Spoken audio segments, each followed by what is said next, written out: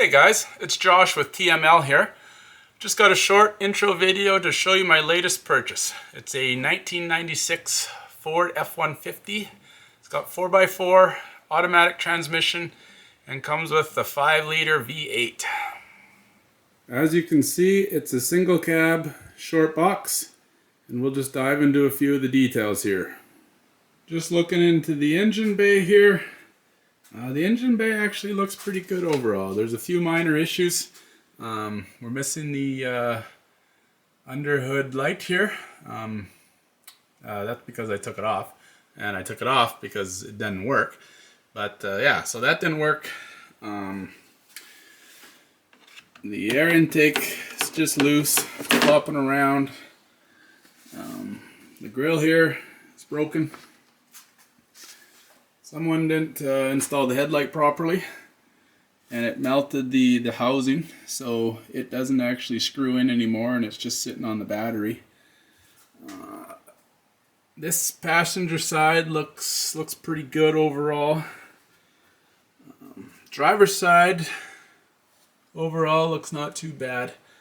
The biggest issue here by far is if I just reach out and start squeezing this upper rad hose, and you can't see it, it's too dark down there, but coolant starts leaking out. I'm probably gonna have to buy some pre-sewn stocks to offset my losses, because when it's running, it runs out almost steady. Looking at the exterior, overall it's not too bad. Again, there are some minor issues. Front bumper is loose, it's just sitting there. We have some mismatched colors. You may have noticed earlier, but the truck is orange, which isn't a stock color for Ford. And when I bought it behind the seat, I got some spray cans. So it's just hand done. There are a few runs in it, like right there. You can see one above the fender. It doesn't have any of its emblems. Mirrors are here, doors. Came with the toolbox. Bed's a little scratched, but it's not too rusty. Back fenders here. Again, there's a bit of rust, but it's overall for $1,000, I'd say it's very serviceable. Moving into the interior,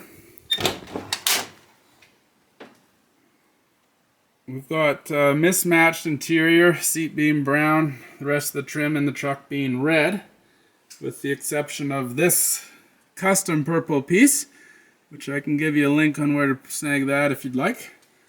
We've got the rear view mirror sitting on the seat because we don't want to obstruct the view out of the windshield. Windshield has a few cracks and chips, but overall it's fairly serviceable, I would think. We are missing some trim panels or pieces around the steering wheel. The driver's side regulator is stripped, which isn't an issue because it came with a pair of vice locks, so we can still operate it. Got a couple feet of duct tape holding panels together. A little bit of rust on the floor, but overall I don't think it's too bad. Pretty basic interior over here. Does have air conditioning and an aftermarket deck. You know, just considering that Ford considered a dome light as a luxury item in this vehicle in the 60s, I think we're doing okay in here. Other than the coolant fall we've got up front, things have been pretty much what you'd expect and hope for in a $1,000 truck to this point. But underneath here is where things take a turn. That puddle right there is the aforementioned coolant.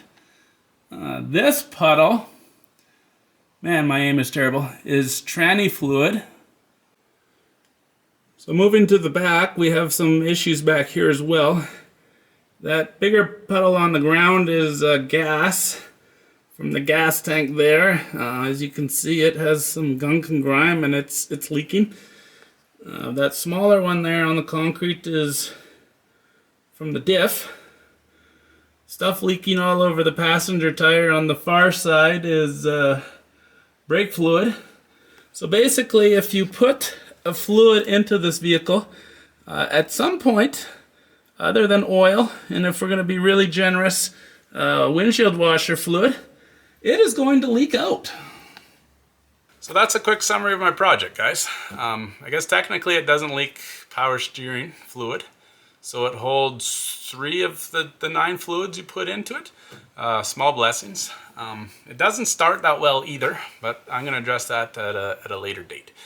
So going forward, the plan is to do multiple short episodes on basic to more involved maintenance and performance modifications to improve the truck's looks and drivability. Planning on covering items such as simple oil changes and spark plug swaps to more advanced tasks such as taking off the box and replacing the fuel tank. So for episode 1, you would think probably we're going to address the coolant fall up front or the leaking gas tank. Both of those are fairly major issues. But you would be wrong. We are going to address probably the most trivial item that's causing issues for this truck. The first thing I'm going to address off the truck is the missing aforementioned under hood light. It's missing because I took it off and it's sitting right there on my bench. But that's right, lighting is my #1 priority. The back half of my garage is pretty dark, and installing the new LED light I bought is going to make a massive difference while working in the engine bay of that truck, and it's something that I'm really actually looking forward to.